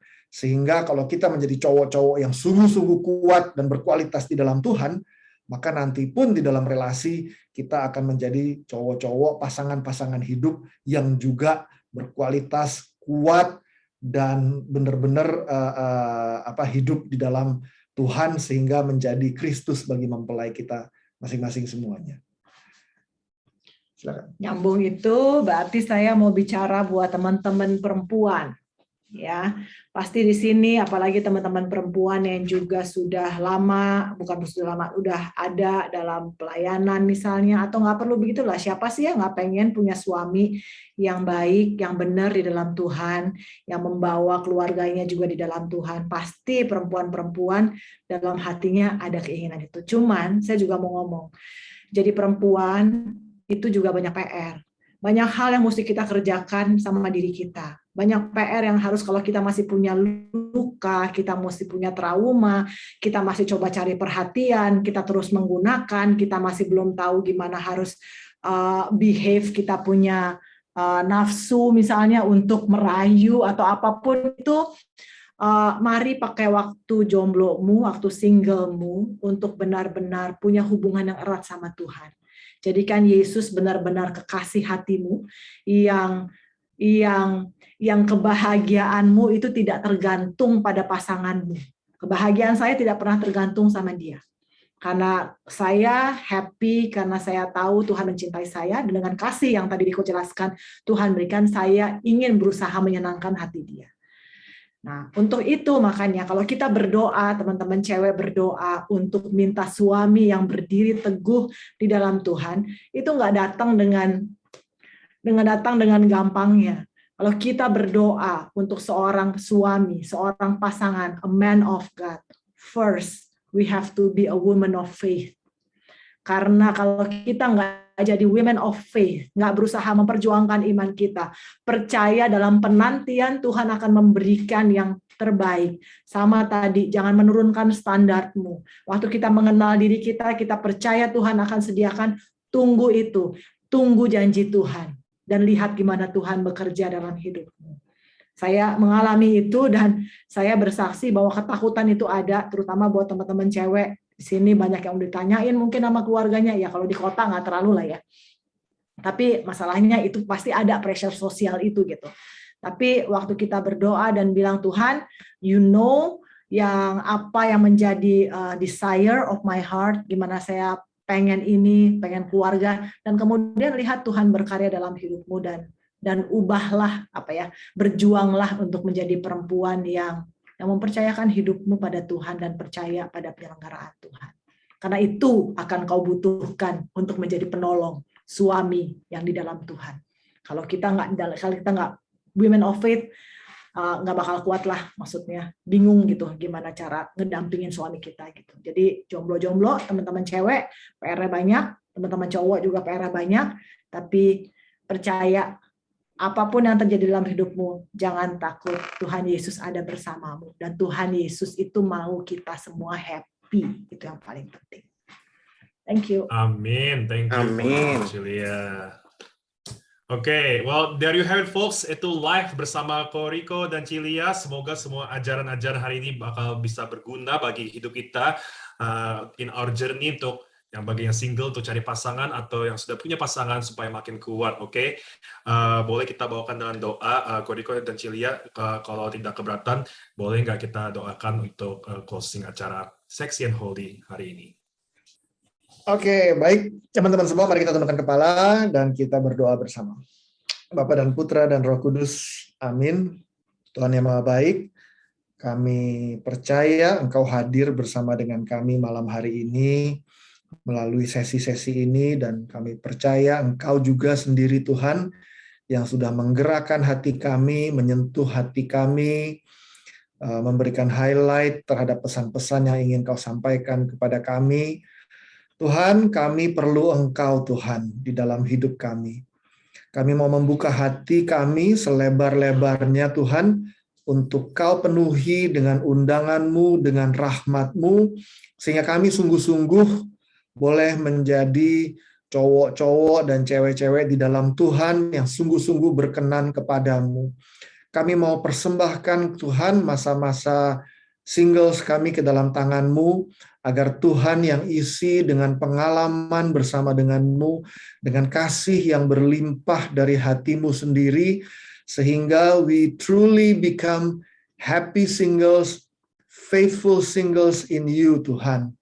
Kami berdoa Tuhan buat semua yang cewek, agar Tuhan juga terus berikan hati yang setia, hati yang menantikan Engkau, hati yang percaya, hati yang terus-menerus terbuka pada tuntunan-Mu, hati yang terus-menerus menggantungkan harapan hanya di dalam Engkau Tuhan, sehingga perjalanan semua sahabat-sahabat yang cewek juga disertai dengan tuntunan Tuhan. Mereka tahu apa yang mereka mau dalam hidup mereka, values yang dari Tuhan. Begitu juga buat sahabat-sahabat cowok di tempat ini.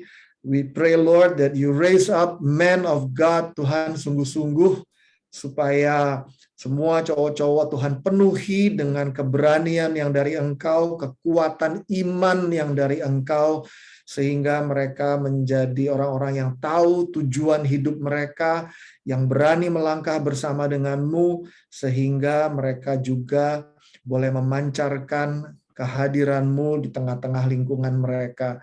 Kami berdoa Tuhan bagi semua yang jomblo, biar Tuhan pertemukan dengan pasangan hidup mereka satu persatu, pasangan hidup kami satu persatu pada waktu-Mu Tuhan, sehingga sungguh-sungguh masing-masing dari kami satu hari nanti boleh menjadi pasangan-pasangan yang memuliakan Engkau. Kalau ada di antara kami yang telah menikah, buat semua couples, biarlah Tuhan jadi penopang di dalam setiap pernikahan, dalam setiap keluarga, sehingga setiap keluarga yang hadir malam hari ini juga boleh menampakkan kekuatan cinta-Mu menjadi kesaksian di tengah-tengah tempat kami semua berkarya. Terima kasih Tuhan Yesus, kami percayakan hati dan hidup kami, singleness dan relationship kami sepenuhnya ke dalam tangan-Mu, karena kami tahu Tuhan yang baik akan menggenapi setiap janji-Mu yang baik di dalam hidup kami. Bunda Maria, Bunda Allah, doakanlah kami. Salam Maria, penuh rahmat, Tuhan sertamu, terpujilah Engkau di antara wanita, dan terpujilah buah tubuhmu Yesus. Santa Maria, Bunda Allah, doakanlah kami yang berdosa ini, sekarang dan waktu kami mati. Amin. Demi nama Bapa dan Putra dan Roh Kudus. Amin. Oke. Oke, thank you Koriko and Cilia buat malam hari ini. Mungkin sebelum kita berpisah, mungkin malam hari ini kita mau foto bareng dulu ya, buat dokumentasi acara Sesi Holy yang hari ketiga. Teman-teman yang belum open cam, langsung live semua. Iya, pada takut sama kamera kayaknya. Kameranya ngigit. Ayo guys, perlihatkan wajah cantik dan ganteng kalian. Biar kita... Oke, masih ada yang mau buka? Ayo.